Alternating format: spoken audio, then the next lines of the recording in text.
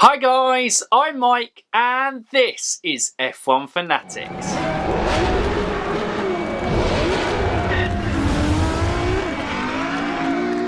Welcome back to another F1 Worldwide, guys, and actually closer to the camera today. Bit of a weird one, feels kind of quite intense this close to a camera, but trying to make the audio slightly better. But anyway, we're back for another F1 Worldwide episode, and joining me today I have Ollie from TGSF1. So Ollie, welcome to the channel. Hi Mark, thank you very much for having me. It's an absolute pleasure to be here and good to chat to you again, mate. Oh no, it certainly is, and obviously it was good when we got together. You did your, well, it was hopefully with the season going on, hopefully, you know, with the Sons of Austria kind of being around the corner, your 20 in 2020 series with things. So I kind of did my ranked the drivers on the grid 1 to 20 on your channel after you, and we did a good video on that. So I'll leave a link to that video in the description below to kind of go and check that one out. But today we're going to be talking to Ollie. If you've kind of watched a couple of Ollie's videos, you know that he hasn't kind of been religiously into Formula One all his life. He has kind of gone through stages with it, and it's quite an interesting path to see what kind of inspired you kind of to get back into F1, and what have kind of been the real things over the years that you've really liked about F1. So it's a bit about Ollie today, which is, yeah, quite nice, I think. So Ollie, I'm going to hand it over to you. Where's the beginning? I know we kind of mentioned a few things in the chat below, but I'll leave it to you to kind of introduce. Yeah, definitely. And before we get into it, I just wanted to say I was going to save this to the end, but I'm worried my boring brummy tones might turn off some of your listeners. But obviously, you all know Mike's a great content creator, but behind the lens as well, he is a huge voice for all F1 creators, and especially people like myself who are coming into it a little bit more recently, or perhaps don't have as many subscribers and so on. So definite big shout out to Mike. And if for some reason you're watching and you're not subscribed to F1 Fanatics, hit that button, because he deserves all the subscribers he gets. And that's the end of me blowing your trumpet for you, but I'll dive straight into it now. Thank you, mate. I'll make sure I kind of transfer across that money to you in your PayPal account afterwards. Cheers for that. Yeah, definitely. So yeah, like you said, obviously a bit of a definitely more recent person coming to Formula One as it relates to actually sort of crafting and creating content, and definitely a complete newbie when it comes to the video and the YouTube scene. But for myself, it did start off in childhood to some extent. So I'm going to rewind all the way back to sort of early 90s when I was a young boy. Because F1, like I mentioned in one of my videos, even though it wasn't the sort of main sort of sport that I enjoyed or that I followed, it was still sort of part of my life in terms of the fact that my mom was a big fan. She was a big Williams fan, and my cousins and my uncles all sort of watched F1. But for me, there wasn't really a huge sort of emphasis on the sport growing up. It was all about football and cricket and a lot of other sports which I actually played. But I don't know whether you have this yourself, Mike. Sometimes I can't remember if I'm actually remembering something or if I think I'm remembering something. But the voice of Murray Walker is obviously a very distinctive thing in Formula One. And I do seem to feel like I have memories of him in my childhood saying, you know, Eddie Irvine this or Michael Schumacher this and so on. So it was definitely on in my household growing up, but it was more a case of, you know, my parents popping in from the garden to watch the first few laps of a race, and then maybe popping back an hour later to see who was going to take it home. So for me, it was sort of something that was there, but I didn't enjoy it as much as I enjoyed some of those other sports. But then a big one, which I think sort of threw Formula One into the sort of spotlight in the UK, not just in the sort of like the sport news sphere, but obviously sort of news more broadly, was, you know, Lewis Hamilton winning that championship in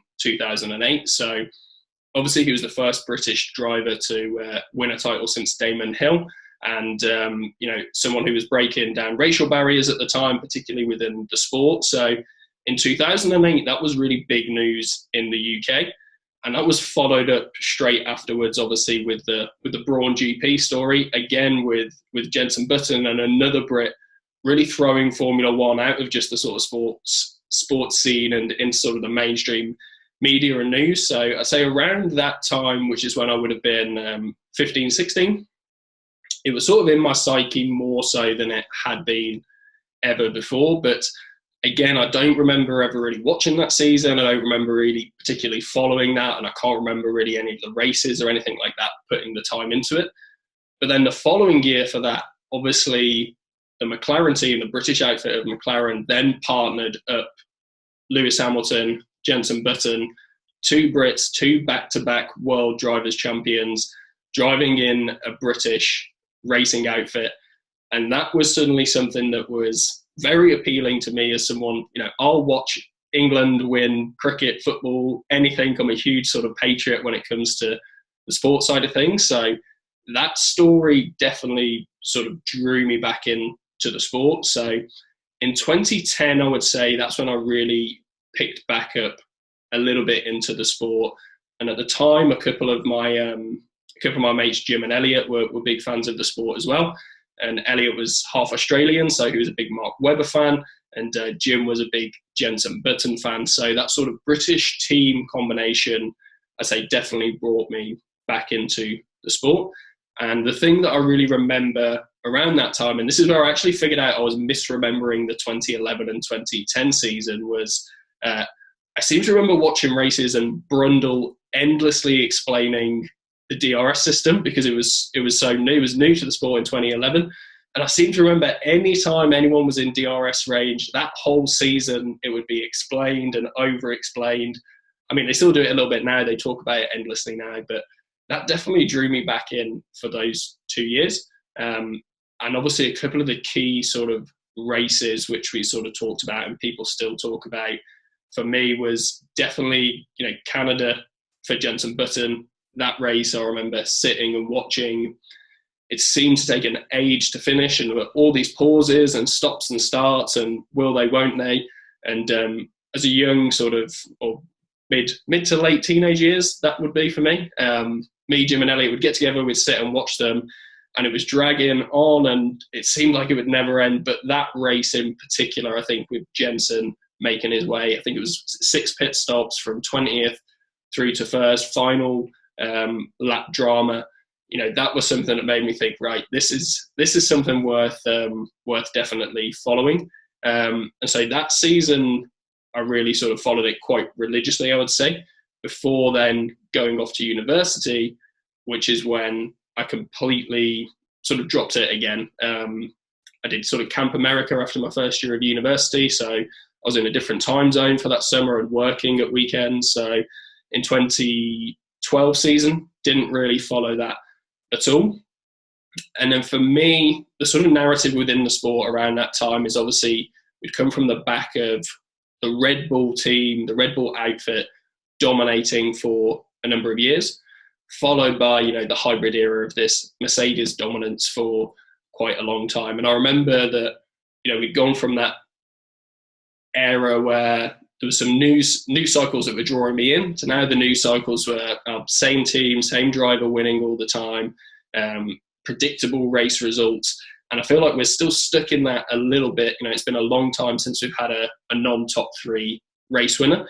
And so that period then from probably about 2012 to what got me back into it, which I'll talk about in a little bit, there wasn't anything really drawing me back into the sport. And quite interestingly, I'm reading the Ross Brawn book that he did on strategy at the moment. And he mentioned that at one point he even got an email from a Ferrari fan who said, you've ruined my Sundays because you're winning all the time, when Ross Brawn was at Ferrari, just saying, look, you're winning every race. There's no excitement. I know you're going to win. And that's sort of what Formula One, from the outside then looking in during those sort of, 2013, 14, 15, 16 era sort of felt like for someone who had not been engaging with it that much. So for me, that was just never picked back up, to be completely honest. And the sport sort of fell away and outside of something that I was really bothering to engage with. And then in 2017, I met my partner, Katie, and she was not really into sport. I was dragging her to Walsall games. I was dragging her to the cricket. I was doing, all this other stuff, taking her to darts, expecting her to enjoy watching me play darts, like she was ever going to enjoy that. She is Welsh, so she likes rugby, which I didn't really like, to be honest. And she was a huge Formula One fan and a huge Sebastian Vettel fan. And so that 2017 summer when we met, from there through to the end of the 2017 season, it was something that, you know, she enjoyed, and it was something I tried to engage with. And when you put a bit more time into the sport, I find, and I think we've chatted about this a little bit on Twitter as well, on some of the things you've put out, the more you learn about it and the more you actually do bother to look at things outside of just, you know, the race results at the back pages of a newspaper on a Monday, there is so much going on in this sport, from technical things to do with the cars, from the way the racetracks flow and work and change and how they get licenses, to the drivers and the rivalries, how they came into the sport, how competitive they are with each other, what the storyline is outside of those top three teams as well. That's something that's really sort of sucked me back in, I would say. And so 2017 season, followed it, you know, with interest, I would say. That definitely didn't hook me back in. But then the 2018 season, it was sort of like, right, here's something I can do with my Sundays now, start watching this. And again, the more exposure you were getting to it from social media, from TV. Fortunately, my family have Sky F1, and I've got the Sky Go app on my iPad here in Birmingham, so I get to watch all the races and the programming that goes on around it. I discovered things like, you know, YouTube channels like yourself and WTF1 and, you know, all these other content creators who were talking about it in a way that I was like, right, there's so much to learn and know here. And so that really got me back into it for the 2018 season. And then obviously Netflix Drive to Survive then sort of followed that season for me and sort of reinforced all these back channel stories that I was thinking about. And I was like, right, okay, this exposure to all that other stuff is fascinating. And so when 2019 rolled around, you know, Katie was regretting ever introducing me back to the sport, because I was obsessed. I'd wake up straight onto the app, straight onto the news, what's going on, who's doing this, who's doing that. And that's really what got me back into it. And I guess that's the story in brief, and we can go wherever we want from that. But the sort of parallel that runs alongside of that story is I really enjoy content creating, particularly writing, and I've written about football for a number of years, and decided I wanted to have a stab at writing about Formula One and do a few videos. And then, you know, once you start, you sort of can't stop. And it's such a great community to be a part of, and there's a lot of support within it, as I mentioned. And it's super enjoyable, and there's always so much to talk about and so many opinions that, that sort of led me to where we are now. I think your journey is fascinating. I think everyone's kind of the way that they attach themselves to something, and obviously in this case it's something that we both love, which is Formula One, is always so interesting. And because I think your story would be the same for a lot of people. I think, you know, quite a few people would casually follow it in their younger days, and then as they kind of get older, in your case it was girlfriend in Katie kind of bringing you back into the fold. But you know, it could be anything. You just kind of for some reason you kind of attach yourself to a driver, and it goes from there. I mean, going back to the kind of start, I remember when we've been chatting before, and it was wasn't it your mum when Damon Hill got dropped from Williams in 1996 and 97 season? She rang up Williams to complain about it. Am I right in that? Yeah, that's correct. So yeah, my mom was a big fan, was a big motorsport fan, and so is my uncle, her brother, is a big fan as well. And so I remember that's where I sort of remember the sport from, sort of quite young, as a young age. And then another thing which happened, which is very strange. My dad has always worked in the automotive trade, so he would often go to various events and things like this as part of his job. And one time, it was actually an event that they'd been to with a family friend, or a family friend had been to. And I just remember my mom came home with a life-size, or maybe just smaller than life-size, cutout of Damon Hill. And I was like, what is going on here? Full blue white uniform, baseball cap on. So yeah, it was just, that was part of my childhood, that just being in the house for a few weeks, I remember. And then, yeah, she told me about, obviously I don't remember it at the time, but she was so into Damon Hill and the Williams story, and he was an absolute sort of idol of hers, someone she looked up to, her favourite driver. And obviously he'd won the championship, was doing really well, and Williams decided that they were basically just going to go in a different direction. And she was so sort of emotionally invested in his career and his drive for Williams that she just rang up the reception at the front desk, demanded to speak to Frank Williams, which she was obviously turned down with, and essentially had to leave a message at reception saying, you know, Sally Swift is very disappointed and can't understand why they're letting him go, and so on and so forth. So, yeah, really, really crazy, interesting story there as well, and it's something that yeah, I've mentioned a couple of times. It's quite a funny one.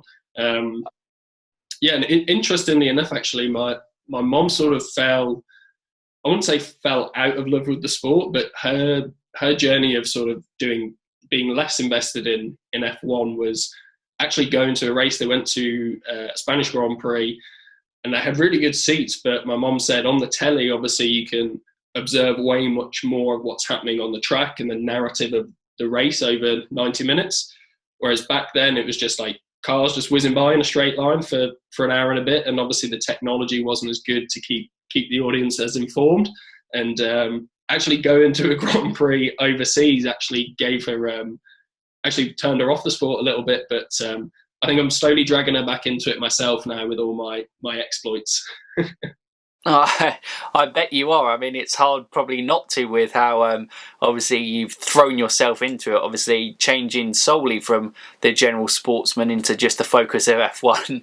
I know you've spoken about on your channel that couldn't have been at a worse time with obviously the coronavirus, but in fairness it's almost kind of building up, and you can certainly establish some of your opinions on the sport in this time as well. But that is funny in terms of turning off. In fairness, the Spanish Grand Prix, I know a few people who've gone to it, and it's not one of the most inspiring places to go. I'd say on contrast, you know, when I went to Silverstone in 2018, that it just kind of, I don't know, I got lost in the weekend of it. I just enjoyed kind of seeing cars on track. I enjoyed the noise of it. I enjoyed, you know, there obviously were F2 cars there as well. There was the Porsche Cups going on. There was classic races going on as well. So kind of seeing, so the classic cars on like the pit straight, we kind of sat there on lunch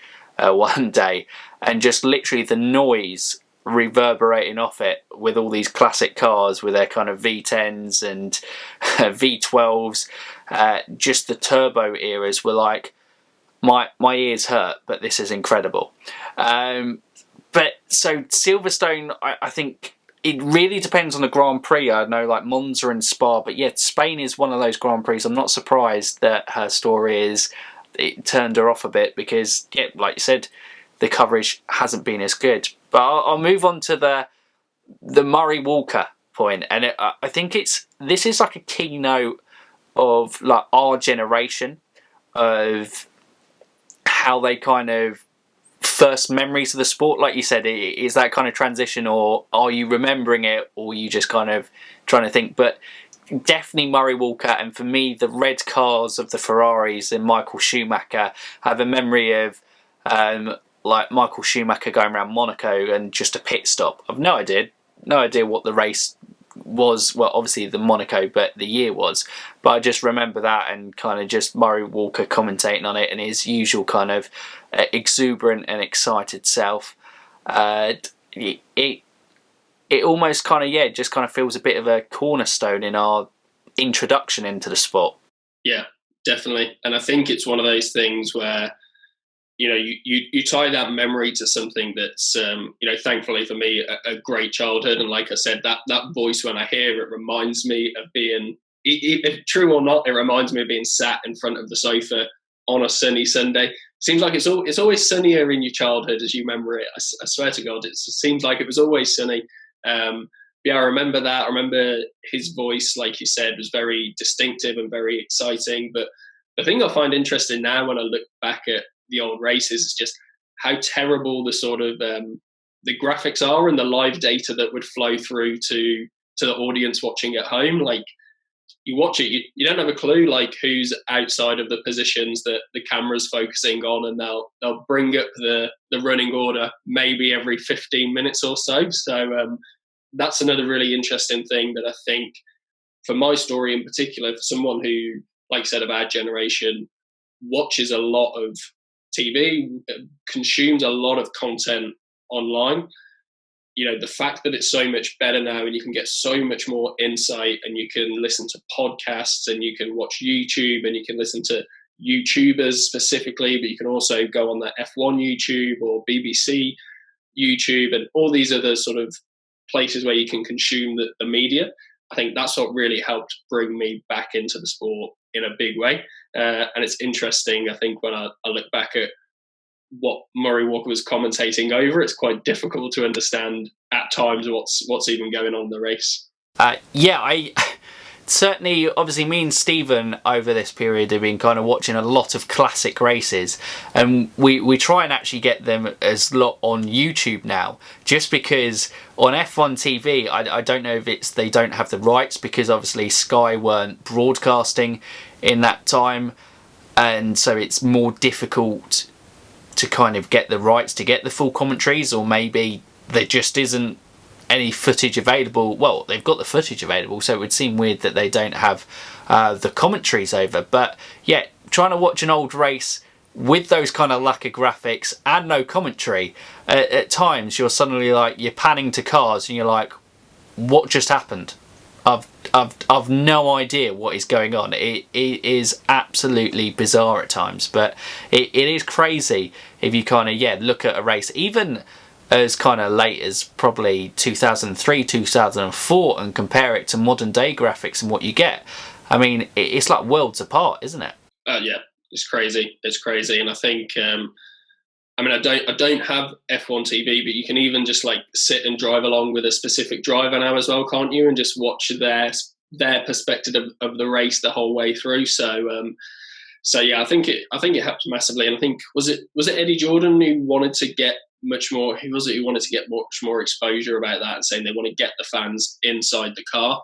And I think that definitely makes a huge difference. And yeah, for me, it's I always find it interesting because I was one person myself, particularly in those years where I wasn't following it as closely as I am now. That people say it's boring. It's boring. It's just cars going around. There's not a huge amount of overtaking. The same people are going to win.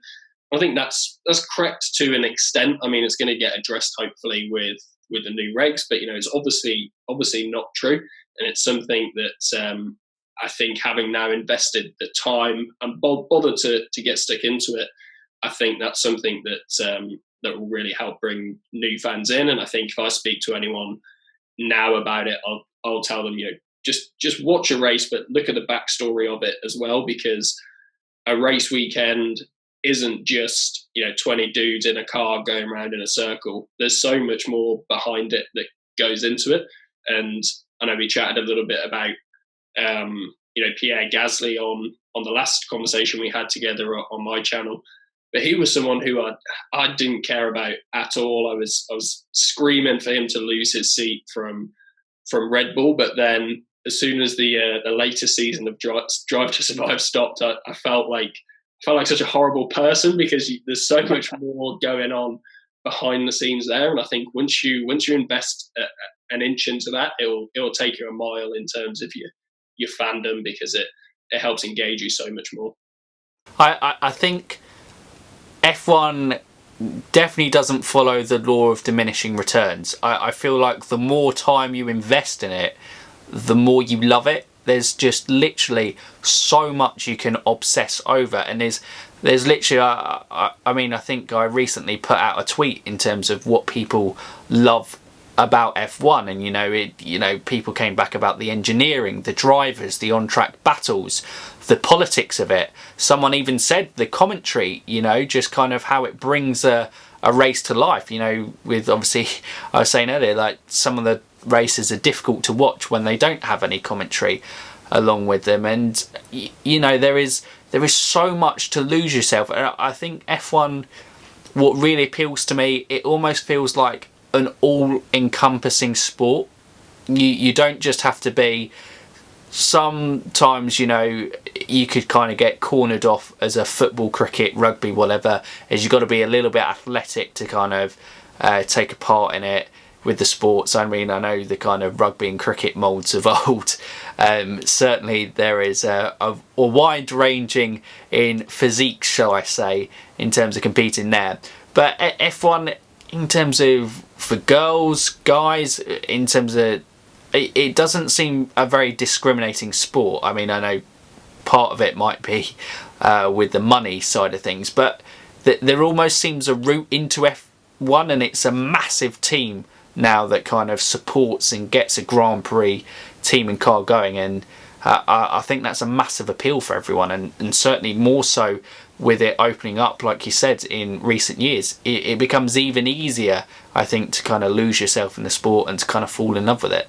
Yeah, and I think the personalities as well now are people are a bit less PR focused. You know, it is a huge marketing machine, but I think, you know, started for me as someone who, you know, as we've talked about, is a little bit more recent. You know, Daniel Ricciardo was a sort of standout character because he was someone who seemed to be showcasing that he was having fun for a while, and he was sort of the class clown of the paddock. But if you look now at the sort of what's happening with COVID-19 and all the other drivers, you know, they're a bit less afraid to show their personality now. And I think someone like Lando, George, Alex, you know, Charles always seemed a little bit more serious on a race weekend than perhaps some of those other guys. But, you know, they're actually relatable now. They're not these stern, super focused people, which they obviously are, but they don't always portray that side of them. I feel like they're not afraid to show a bit of that human emotion that, like you said, anyone, regardless of, you know, age, gender, whatever, if you can see a little bit of yourself in them, then it helps you to naturally get a little bit more interested and a little bit more intrigued, and much more easily to get attached to someone, as opposed to someone who's just this, you know, super slightly crazy person willing to go, you know, 220 miles an hour down a straight. Yeah, absolutely. It just they do. The drivers are certainly becoming more accessible, and I think the media, the marketing, PR teams are more clocking into that and going, we need to open up our drivers to kind of, you know, relate to people, and to kind of, we need to tap into this market. People in modern day society want to know as much as they can about you, and to kind of attach themselves to you if they, like you said, feel they can relate. And I think F1 is certainly a sport that in the past has maybe struggled to make people to kind of, yeah, football is a barrier, where I think it's become increasingly so away from footballers and the people, where I think F1 getting the drivers and the fans closer, if that makes sense. But we'll move on to the drivers. We'll go on to some on-track action, and the first point I think noted when we had a kind of little pre-chat about this before was the partnership. You mentioned it earlier in your kind of brief run through, was the partnership between Jenson Button and Lewis Hamilton, and, you know, having that all British lineup in, you know, McLaren, a British team, the two world champions of the previous 2 years. It was a pretty exciting partnership, and they certainly would battle on track, as Turkey 2010 I think would show on that basis. But I think it was certainly a really, really popular partnership, especially in our country, in England, because yeah, there were two guys that you could root for.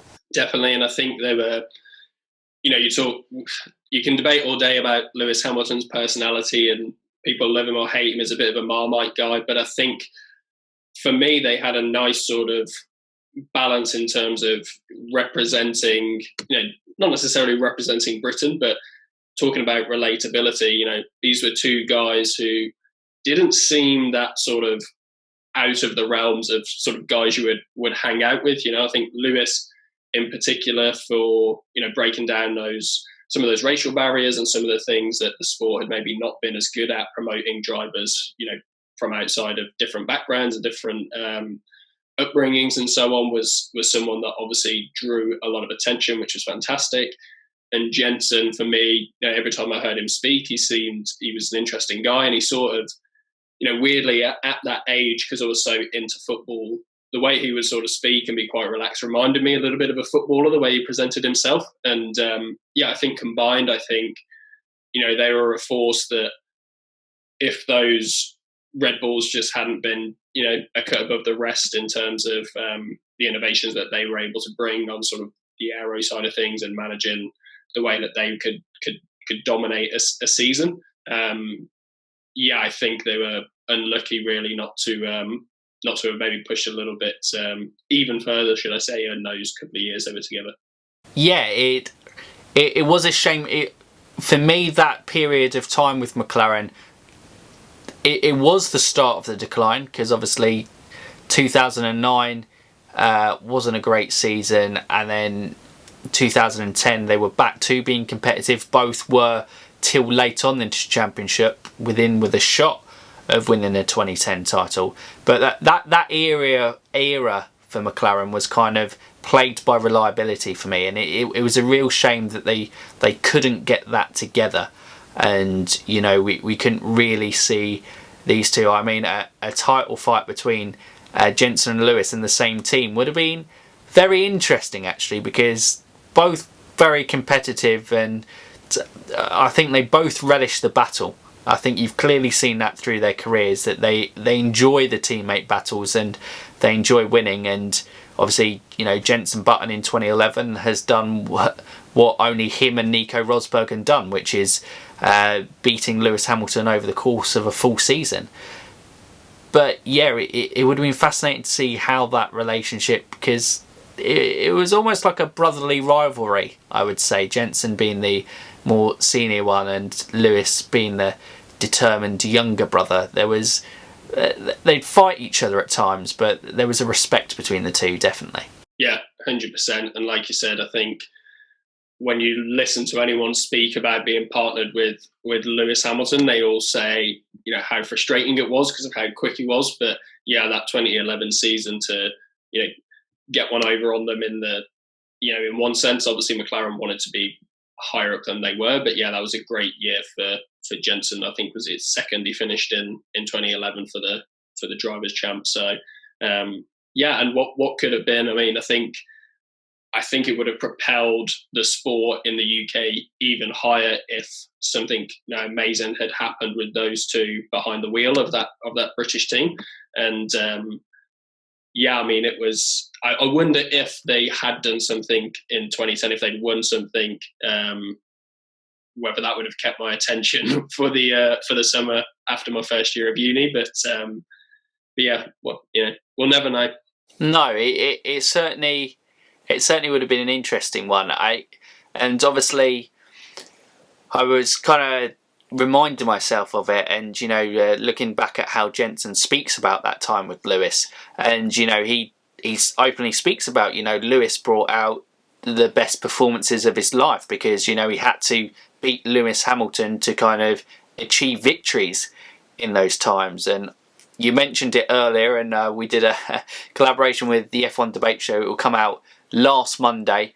It would have been out, where I pitched it as my best race of the 2010 decades, because that race by Jensen, like you said, in the pits 6 times, 5 times for tyres, 1 time for kind of a penalty in those changeable conditions. The race that you said seemed to go on. It aged like a fine wine. I would say, almost like it kind of steadily started. You were interested, but then as it went on, there were more incidents. It got better. The driving got better.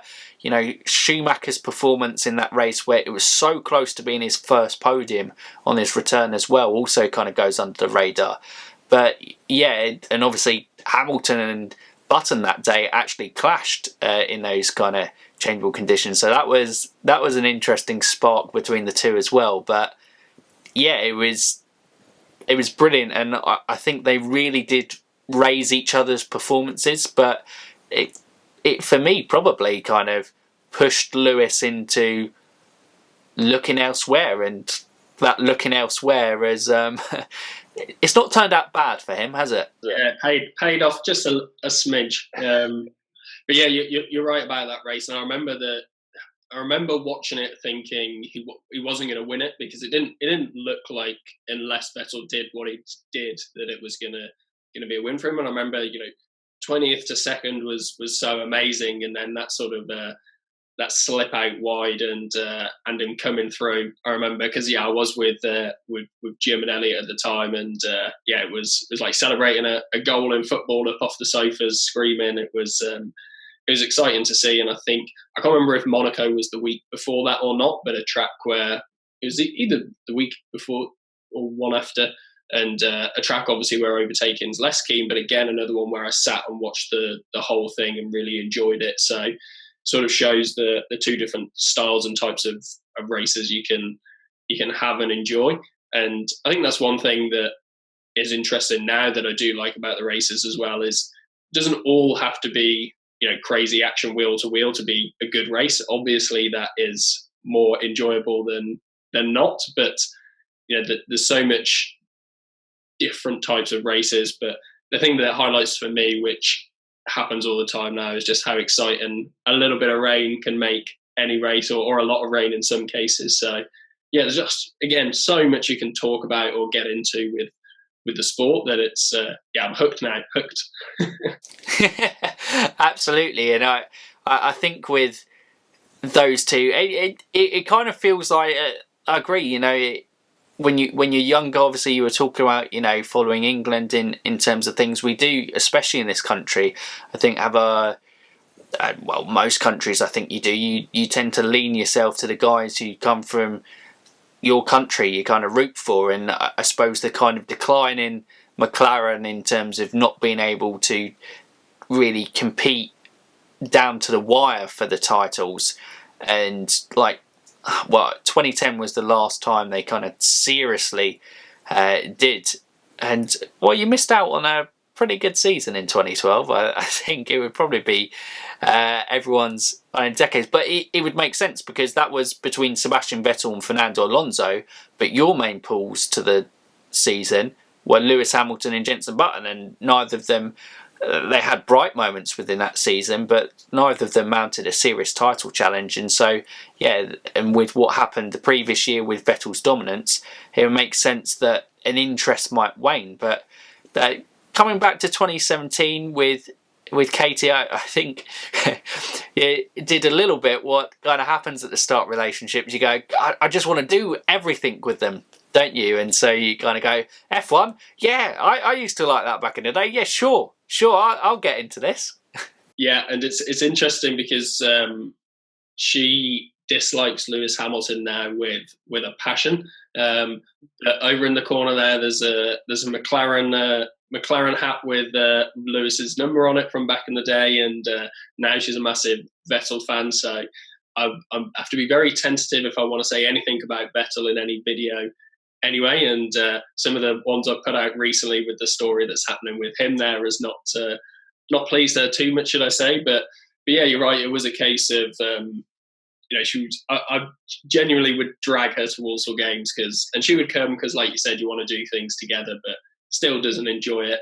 But I try and get her down as much as I can, and then Sundays we could watch a race and chat about it. And her family are massively into it as well. And her dad works in the tyre trade and goes to Silverstone every year and is a big fan. Has got mates who travel to pretty much all the Grand Prix during the European stint of the season as well. So it slowly sort of started getting back into sort of like my psyche more generally. But I can't remember what race it was in.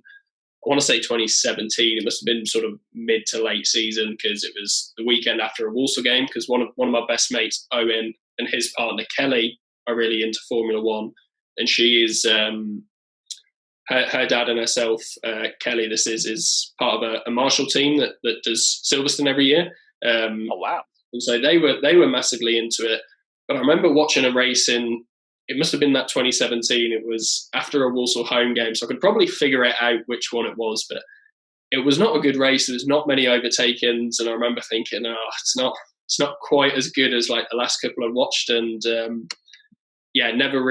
never massively jumped straight back into it. But yeah, slowly built, slowly started reading a few more things about what was going on. And I think the only thing that we're in the sort of midst of there again was just the Mercedes continued dominance. And I think if I hadn't bothered to start diving straight back into the sport a little bit more, or start reading some of those things around it, maybe again it might have waned. But yeah, we have to follow Vettel wherever he goes. He's a great driver if she's listening, and yeah, he'll definitely win and definitely win another world championship. But yeah, followed it since then, and yeah, like I said, I think Katie's probably regretting getting me back into it quite so much. With Seb, he's such a warm guy. I do warm to him a lot. And 2017 was we won't talk much about it with Katie being a big fan. I was watching the season review of it today, and just how it kind of waned so much, and that Azerbaijan collision where Lewis just got in his head, and you know, the touching of tyres and the penalty from that, and then Singapore with that crash at the start, and just how it just all fell away from him. I mean, she mustn't have been the best to deal with at the end of that season. No, I think that didn't help with the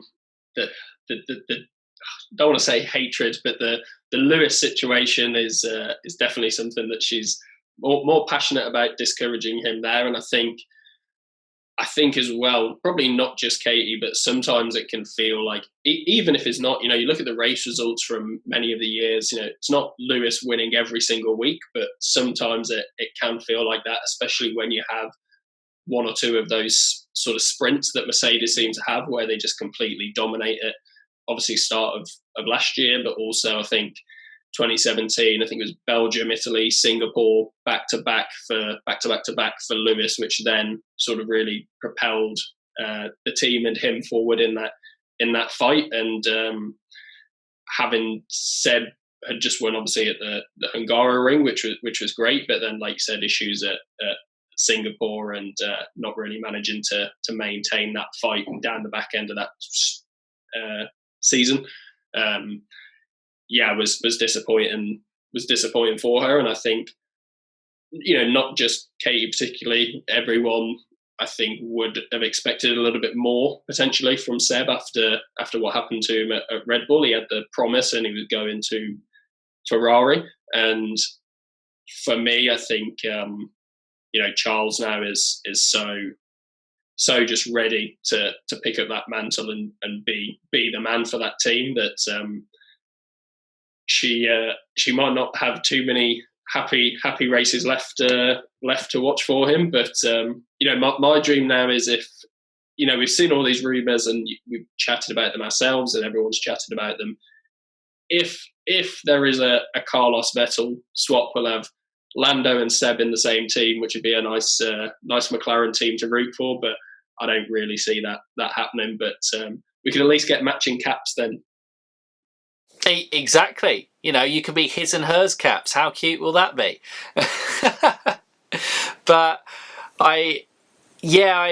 Seb, it's a difficult one. I feel like 2017 and 18 were the seasons that it was his shot to have everything come together, and for whatever reasons it just didn't pan out, and it didn't work out how he wanted to. And Charles, the way he's come in, the way he's energised a fan base, the way that his, you know, fan base is growing more and more.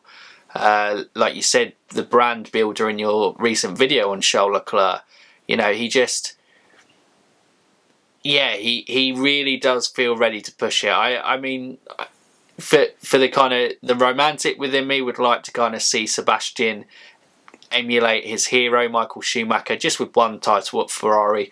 I think that would be a nice storyline and a nice way to kind of round off his chapter of being one of the greats of the modern era in F1 for sure. That can never be taken away from him. But it may be the shot has kind of slipped through his fingers and escaped his grasp. But it's interesting how 2018 and 2019 has grabbed you, because I would say in terms of championship fights, which have often of the past, I think, grabbed people and really kept people interested in the sport, there hasn't really been a championship fight since 2016 that's kind of really down to the wire, like, you know, going into the last race, real kind of tense affair. But there has been still quite a lot of really good racing and interesting stories to kind of lose yourself in that time, hasn't there?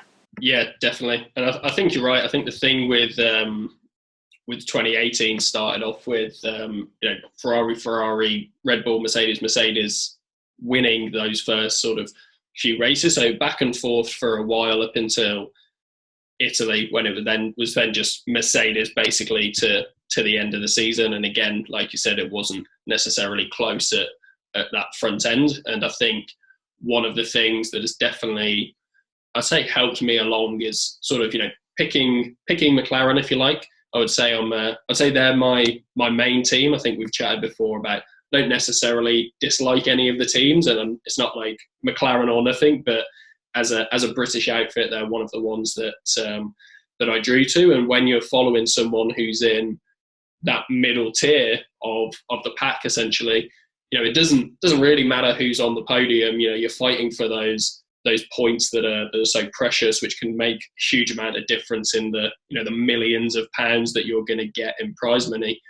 And for me, that's another element of it that, because I've not been invested before, you don't really think about. But, you know, that midfield pack has been so tight at times, and still is, you know, all the way down from sort of like fourth to, you know, unfortunately not 10th anymore, because Williams are so far adrift now. But even in the last few seasons, you know, that pack of teams in the middle has been quite interchangeable, and it's not always ended as close as perhaps the races might suggest when you actually look at the final standings. But like you said, there's been great racing at the front, but also in the middle of the pack, which is, you know, if you're a casual fan or you're someone like me who is just dropping in to watch a race, who, you know, they're not really showing that on TV necessarily so much, you know, unless you're actively trying to follow the storylines of what are going on at, you know, McLaren, Renault or Racing Point coming in and doing pretty well, and then changing to,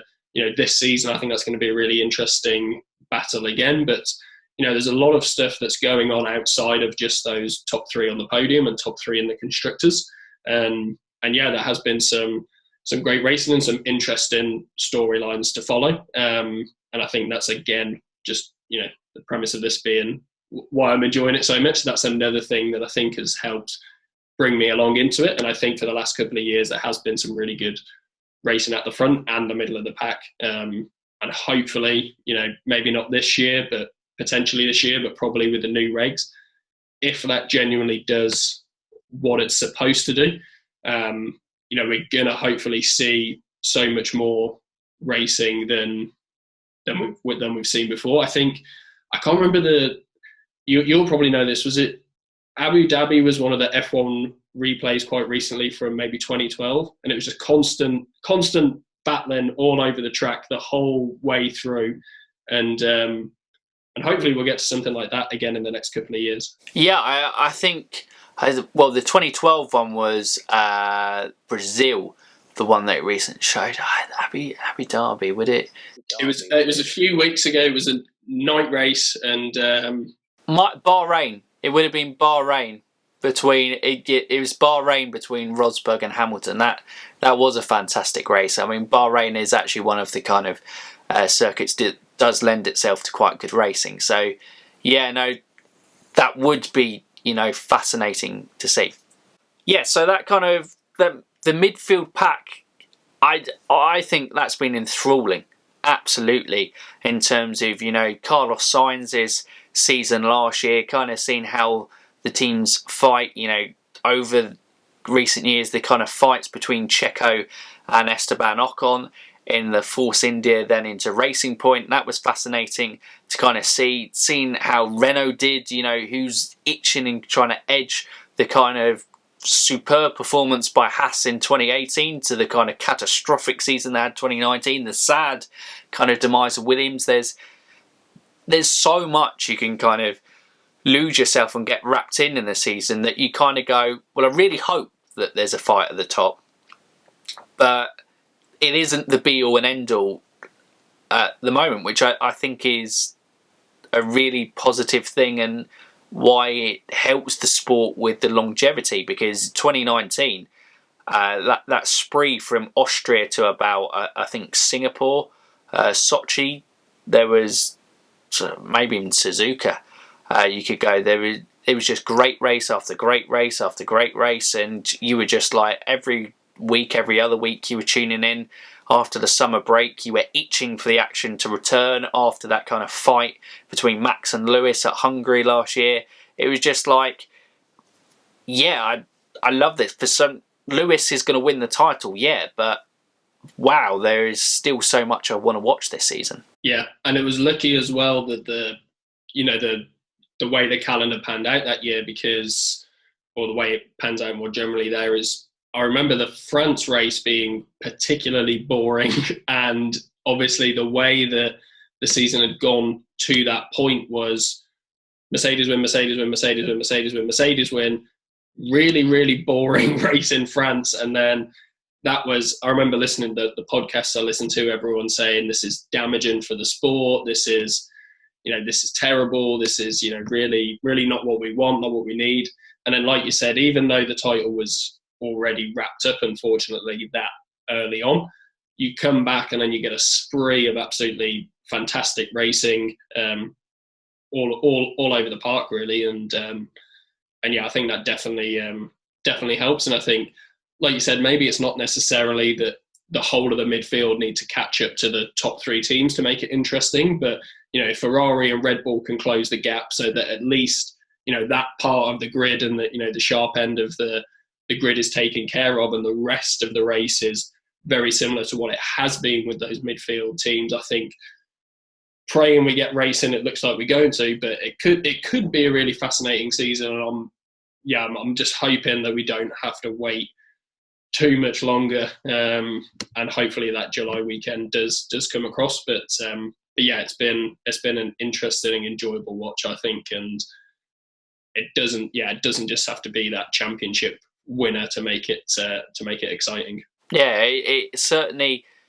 You're right on 2020. It looks like it's get going, and with the first two rounds in Austria, where obviously Mercedes struggled last year and Red Bull and Ferrari both did pretty well. Obviously Max winning by somehow finding pace that Red Bull weren't even sure of, but you're never quite sure with these things how much is kind of media hype to kind of go, wow, Max, unbelievable, how did he do that? It was a great drive, but still it's the Mercedes syndrome for me, where they always like go, oh, it's going to be so tough, and like going, come on guys, you've won it both championships for 6 years in a row now. Let's be honest here, you are pretty good at this.